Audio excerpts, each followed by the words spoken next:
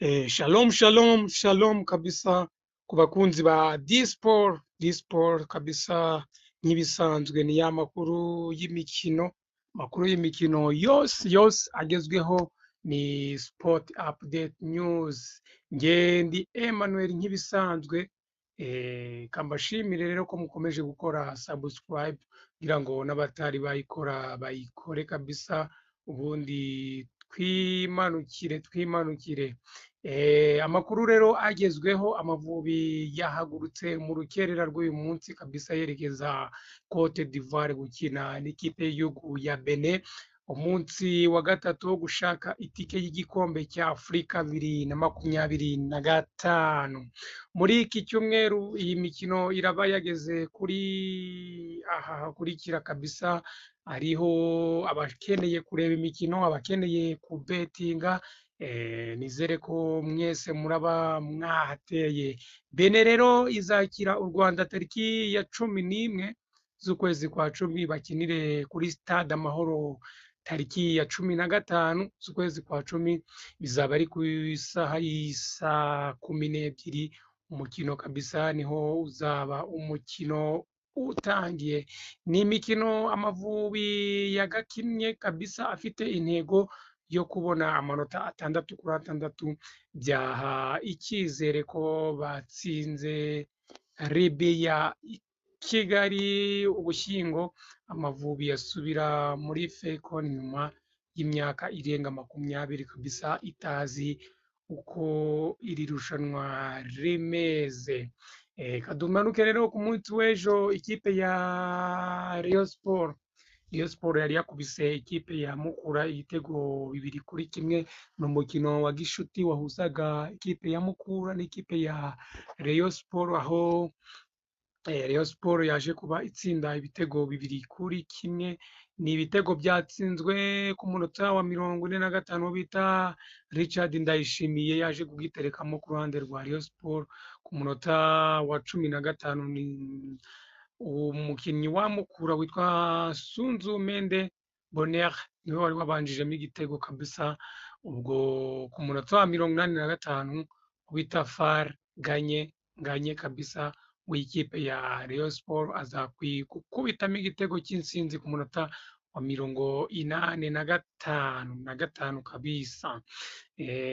Ku ruhande rero rw'Iburayi, ikipe ya Arsenal yongeye gutinzwa mu makoni, ariko igerayo amahoro. Yakomeje rero gutinzwa mu makoni ari nako igezweho amahoro.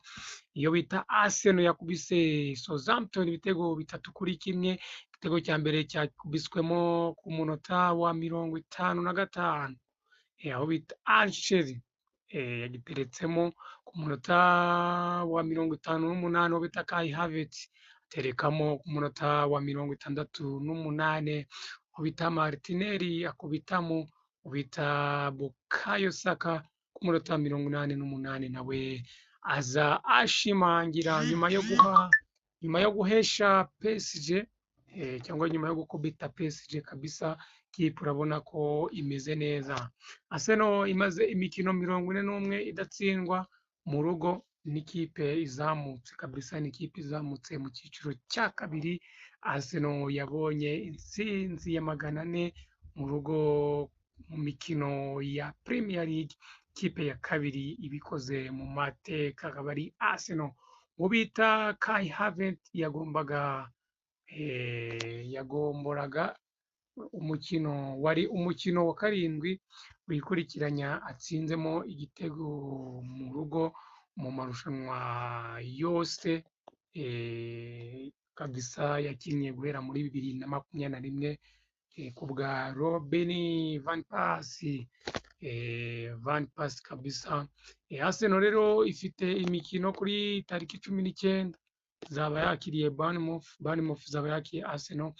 22 Arsenal izakina na Shakhtar, naho 27 Arsenal izakina Liverpool. Kuri 30 Preston North izakira Arsenal. Arsenal rero ibirimo neza muri iyi minsi. Hari abantu rero bibazaga ku mukino wa APR na Rayon Sport.